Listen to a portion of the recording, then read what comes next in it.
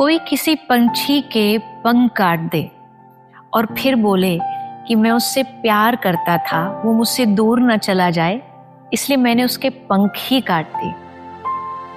लेकिन क्या ये सच में प्यार है?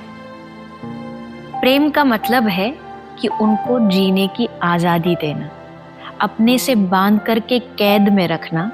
ये प्यार नहीं है। प्रेम का मतलब है स्वतंत्रता।